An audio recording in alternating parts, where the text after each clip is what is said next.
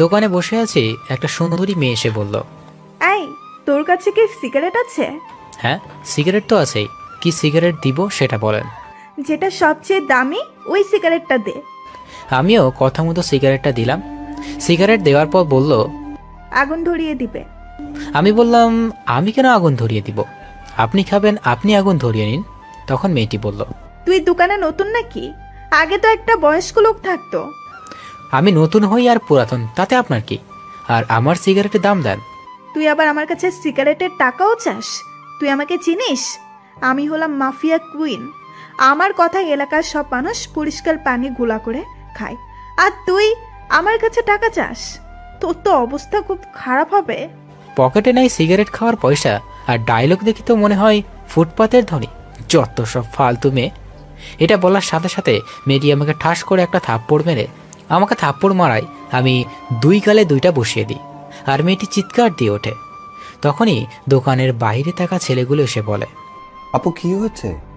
এই ছেলেটা আমার সাথে বেয়াদবি করেছে, একে কিছু শিক্ষা দেওয়া লাগবে। এটা শুনে ছেলেগুলো বলতে থাকে, কি এই ছেলে তোমার সাথে বেয়াদবি করছে? শালাকে এখনই মজা দেখাইতাছি। এটা বলে যখনই ছেলেগুলো আমাকে ধরতে আসবে তখনই বাবা এসে বলল, কি হয়েছে? তোমার ছেলে আমার সাথে বেয়াদবি করেছে, আর এর জন্য আমি তোমার ছেলেকে শাস্তি দিব। ও এখানে থাকে না, 2 দিন এসেছে, আপনাকে হয়তো চিনে না। আর ভুল করলে আমি ওর হয়ে ক্ষমা চাচ্ছি, তা ওকে ছেড়ে দিন। ঠিক আছে, তুই ভালো মানুষ বলে তোকে ছেড়ে দিলাম, পরের বার সাবধান করে দিস, তা না হলে পরের বার কিন্তু অনেক পস্তাবে। ঠিক আছে মা, বলে দিব আমি। বাবা তুমি ওর সাথে ওভাবে কথা বলছো কেন, আর সিগারেটের টাকাটা দিয়ে যেতে বলো। টাকা আমার কাছে পাই, আমি দিবানি, এত কথা বলো কেন তুমি? আমি কথা বলছি তো, তাই না? মা তুমি চলে যাও, আমার ছেলের কথা কিছু মনে করো না, ওর একটু রাগ বেশি তো। পরে মেয়েটি ওর তার ছেলে পেলে সবাই চলে গেল। তখন বাবা বলল, তুই কি মেয়েটাকে চিনিস বাবা? মেয়েটিকে চিনি আমি কি করব, আর মেয়েটিকে? মেয়েটির নাম হলো সাইফাতুল আয়াত, অনেক জেদি এবং বদমেজাজি মেয়ে। তুমি তো মনে হয় শুনেছ শুভ মাস্তান এর কথা, ওই হলো শুভ মাস্তান এর হবু বউ। সেই জন্য কোনো ছেলে পেলে তার সাথে লাগতে আসে না, সবাই ভয় পায়। আব্বুর মুখে শুভ মাস্তানের নাম শুনে মনে মনে ভাবতে থাকলাম, মাস্তান হলাম আমি, আর আমি জানি না আমার হবু বউ। ও আচ্ছা, আমি বাবাকে জিজ্ঞেস করলাম, বাবা শুভ মাস্তান থাকে কোথায়? তুই যেখানে থেকে লেখাপড়া করিস কুড়িগ্রামেই থাকে, তুই চিনিস না নাকি? অনেক খারাপ লোক বুঝছিস, তবে শুনছি গরিবের কখনো কষ্ট দেয় না, বরং সাহায্য করে। শুধু ধনী আর অবৈধ ব্যবসা যারা করে তাদেরকে খুন করে। আমি চিনব কি করে বলো? আমি অনেক ভদ্র, আর খুন খারাপই দেখে ভয় পাই। তুমি তো এটা জানো তাই না? ওইসবের মধ্যে না যাওয়াই ভালো। দোকানদারি ভালো করে কর, কারোর সাথে খারাপ ব্যবহার করিস না।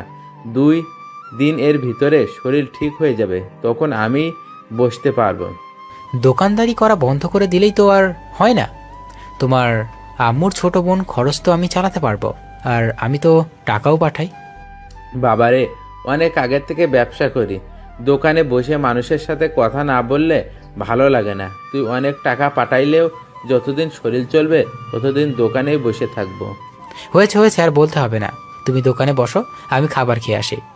খাবার খেতে বাড়িতে চলে আসি, আর এসে মাকে খাবার দিতে বললাম। খাবার টেবিলে বসে আছি, তখন ছোট বোন ফারিয়া পেছন থেকে এসে বলল, ভাইয়া আমার চকলেট কোথায়? তুই কি এখনো ছোট আছিস নাকি রে? তুই এখন 10ম শ্রেণীতে পড়স, এখনো চকলেট চাস? তুমি আনছো কিনা বলো, আর আমি এখনো বড় হই নাই, তাড়াতাড়ি চকলেট দাও, চকলেট না দিলে আমি কান্না করব।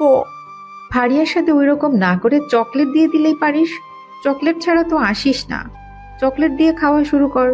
চকলেট দিয়ে খেতে বসলাম। খাবার খাওয়া